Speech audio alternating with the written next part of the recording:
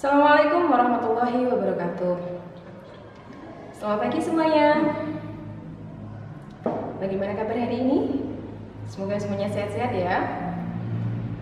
Sebelum kita mulai pelajaran pada pagi hari ini, kita baca basmalah dulu bersama-sama. Semoga ilmu yang kita pelajari pada pagi hari ini dapat bermanfaat.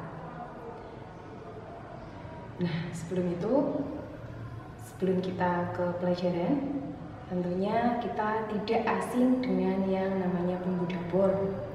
Setiap kita masuk ke dapur, kita membantu ibu atau kita memasak, di sana kita sering menjumpai bawang-bawangan, di antaranya ada bawang merah, ada bawang putih, ada cabai, ada gula, ada garam, kemudian ada penyedap, misalnya ada roiko, ada micin. Nah,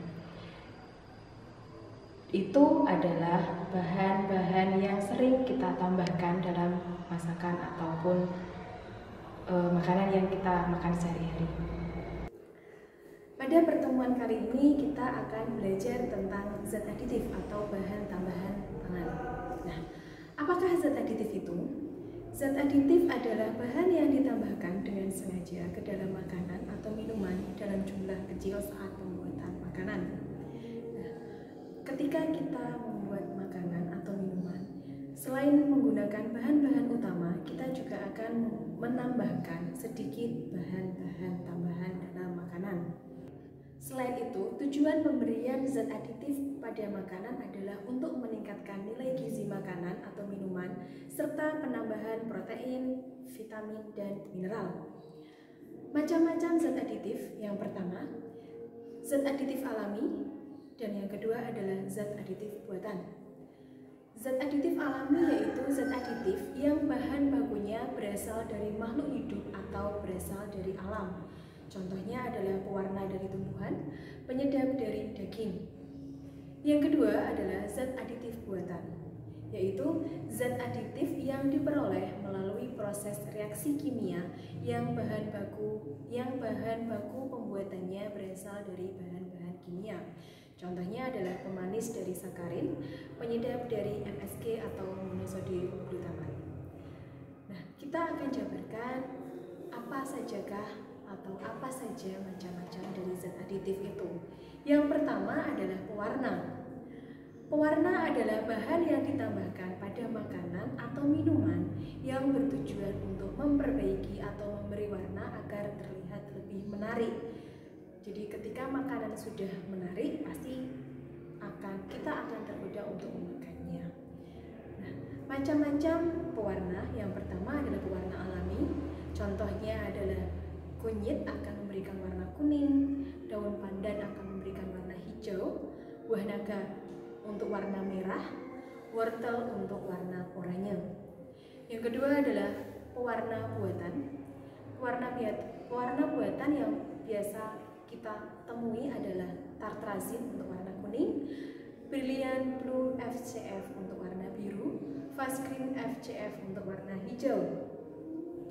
Selain pewarna buatan tersebut, ada juga oknum-oknum penjual yang menggunakan pewarna sintetis, contohnya adalah rodamin B.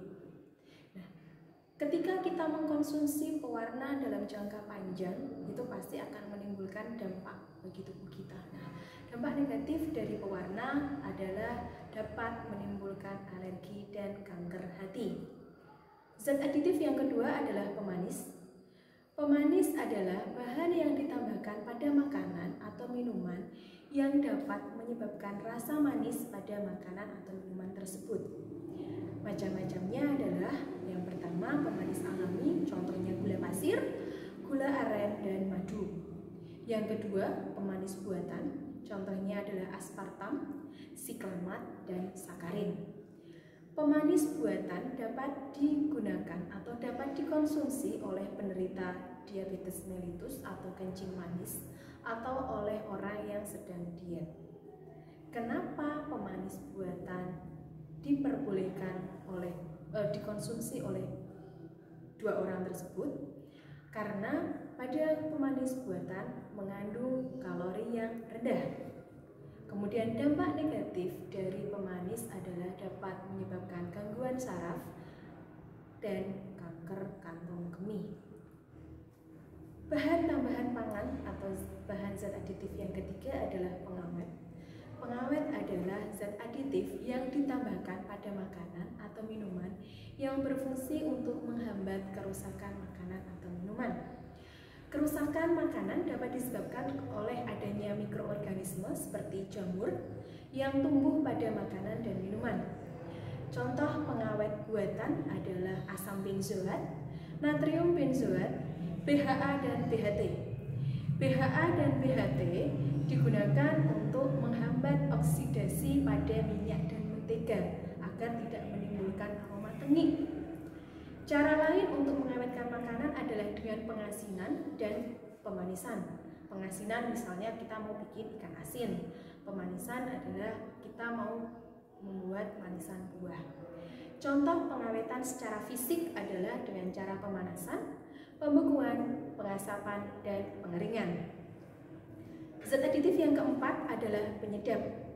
Penyedap makanan adalah bahan yang digunakan untuk meningkatkan cita rasa makanan. Macamnya adalah untuk penyedap alami yang umum digunakan adalah garam, bawang merah dan bawang putih, cabai, dan serai. Ataupun kita bisa menggunakan bumbu dapur yang lainnya. Yang kedua, penyedap buatan yang biasa digunakan adalah vetsin atau micin untuk anak-anak zaman sekarang menyebutnya seperti itu.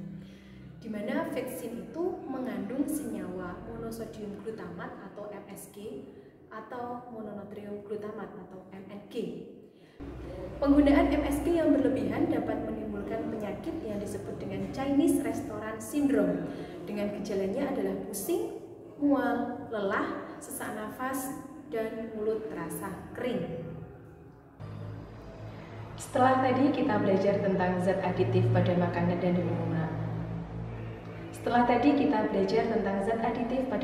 dan minuman. Silahkan kalian mengumpulkan bungkus dari makanan dan minuman sebanyak-banyaknya.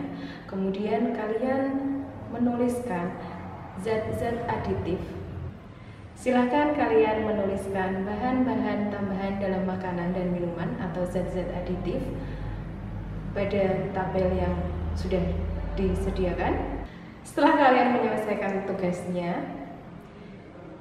kalian pelajari untuk pertemuan berikutnya tentang zat aditif. Marilah kita akhiri pelajaran pada pagi hari ini dengan baca alhamdulillah. Semoga ilmu yang kita peroleh pada hari ini bermanfaat untuk kedepannya. Terima kasih untuk perhatiannya. Mohon maaf bila ada kata-kata yang kurang berkenan. Terima kasih. Wassalamualaikum warahmatullahi wabarakatuh.